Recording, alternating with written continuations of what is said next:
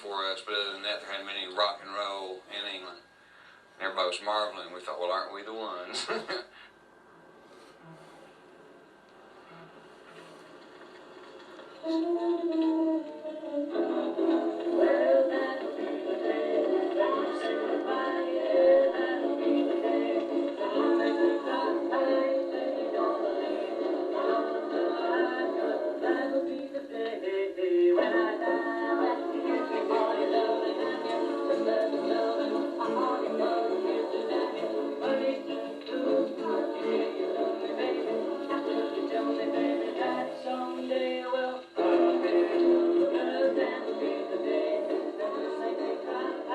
That was the first record we ever made with the Beatles in a little studio in Liverpool.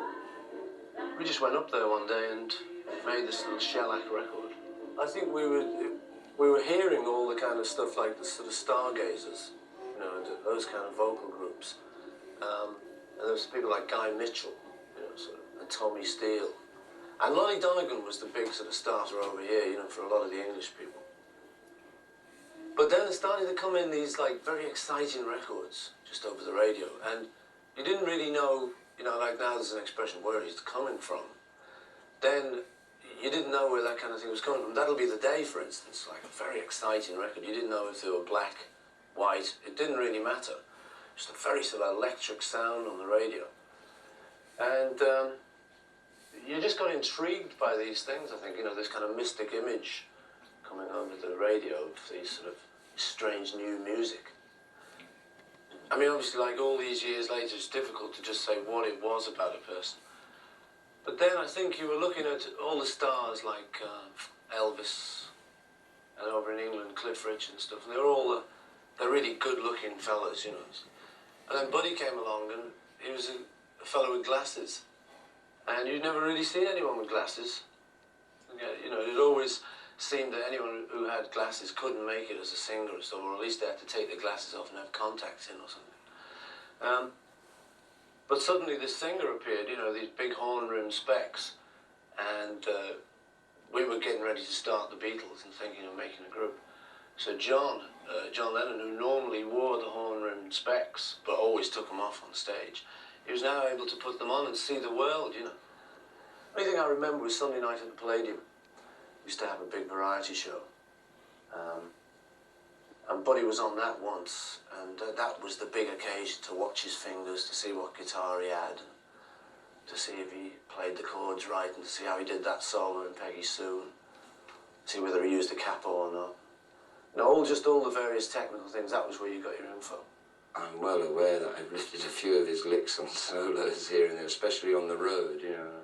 That's the other great thing about Buddy, it was a working music, you know, it worked on the stage. You could do it in the studio and you could do it on the stage, you know, without any extra effort. It worked, you know, it was a beautiful piece of precision work, you know, performance, whatever, writing, the whole thing was, he had it all. What can you say, lucky devil? Songs like Buddy, the very first songs that John and I wrote, we used to sag off school and go to my house and sit down with guitars and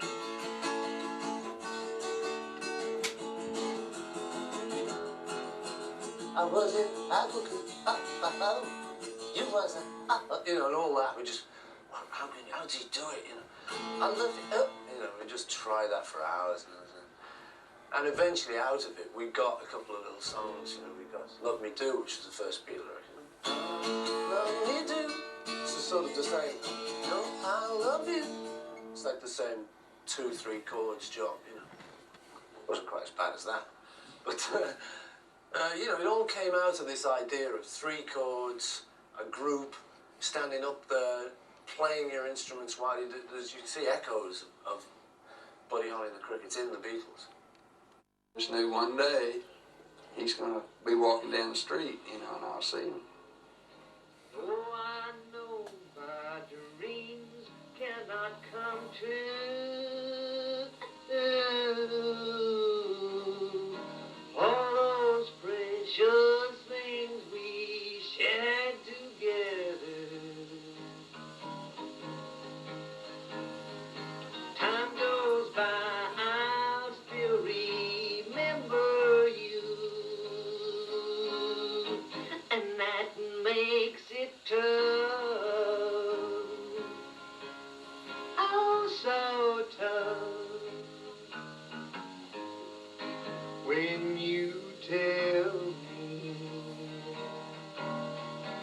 you don't love me.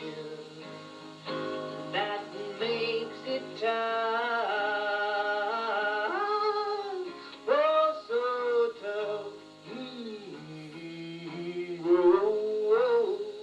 When you say you don't care for me no more.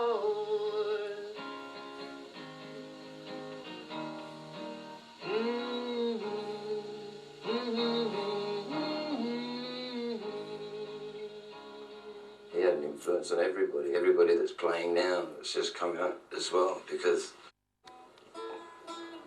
this is not bad from a guy from another brand.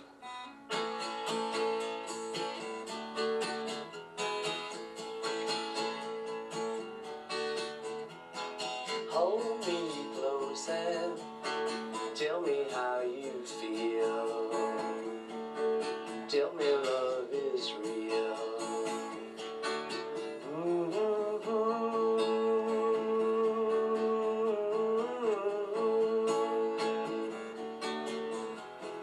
Words of love you whisper soft and true. Darling, I love you.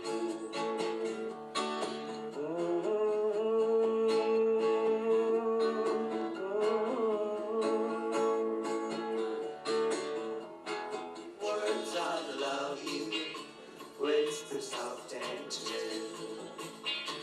Darling, I love you.